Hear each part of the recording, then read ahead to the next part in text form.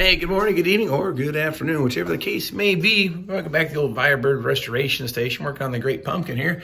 Last go around, we put the quarter panels on this car here, and someone had a few questions on how we actually attach the quarter panel to the rocker panel down there. So you don't necessarily have to be a contortionist to get this done, but it can be a little tricky, so let's check it out.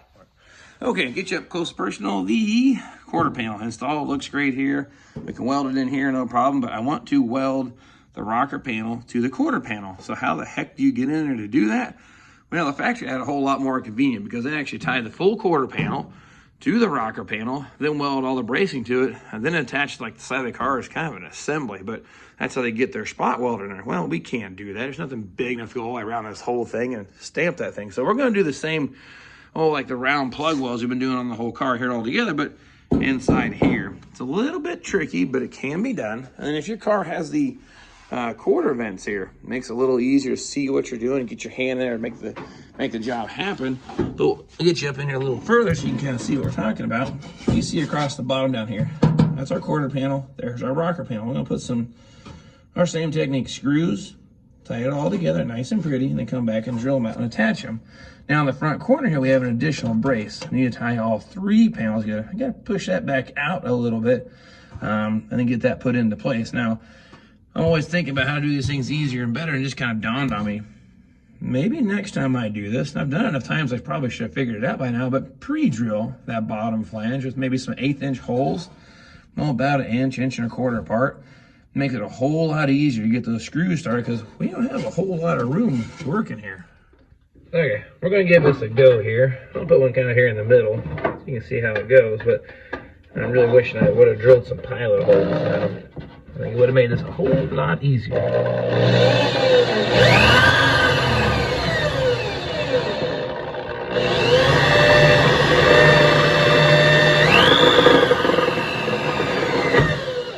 I guess I should have maybe even show you this here. What I'm doing is going through, got my drill bit, or I guess to say the extension on for the nut driver to run the bolts in, but I'm dropping the drill through here with my adapter on there. It's kind of be a bit of a contortionist to make this all happen, of course. You can see there, that's how I did that one screw. So I'm gonna go ahead and do one here, and then put a couple there on that brace there. I'll get one back in the corner then too. Now, of course, I say getting the drill in here and making the camera go, just not quite enough room, but I wanted you to see how it was done, at least get the screws set. So now I'll go ahead and get the rest of the screws into place.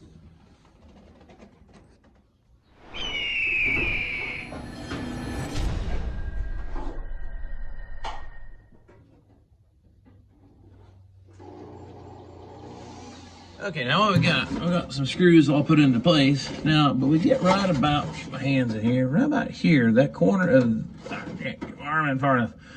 This brace here in the corner is not sitting down flat.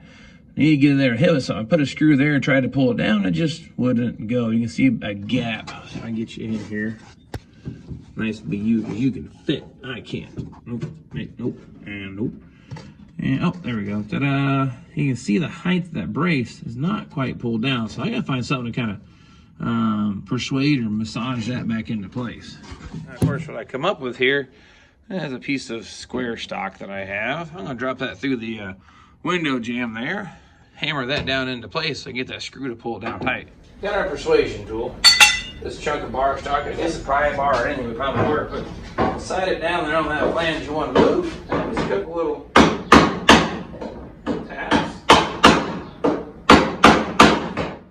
looks like I got it about halfway, so one more good hit should probably get me the rest of the way down. I can put my screw through there, and we'll get to welding.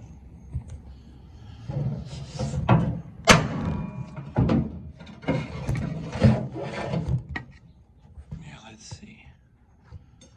Yeah, that's definitely close enough now. Actually, I got zoom, check it out. Yeah, you can see now I pulled it down flat, so I'll put another screw right there through that. And then what I'll do, what I could typically do, take every other screw out and get it welded into place. There we go, got every other screw. I guess they backed out or loosened up. So I'm gonna pull those out of the way, get my 1/4" drill bit, and enlarge the hole so that we can do our typical, VV fashion style, plug welds like this here. The problem is though, it's inside here, but it can be done. Drill bit ready and engaged and ready to get this hole set up here for say final welding. Let's see if I can't hold the camera, but it's still the same idea. Get the drill bit in here and run it down until you get the hole cleaned up. So they have a nice step.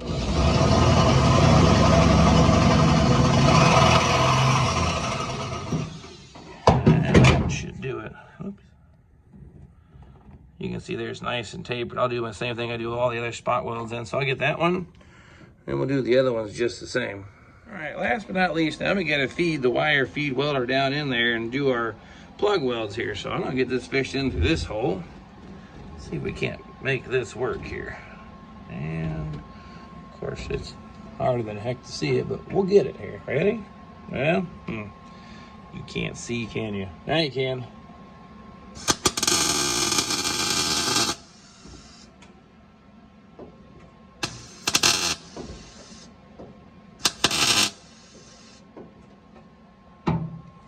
There we go. There's one.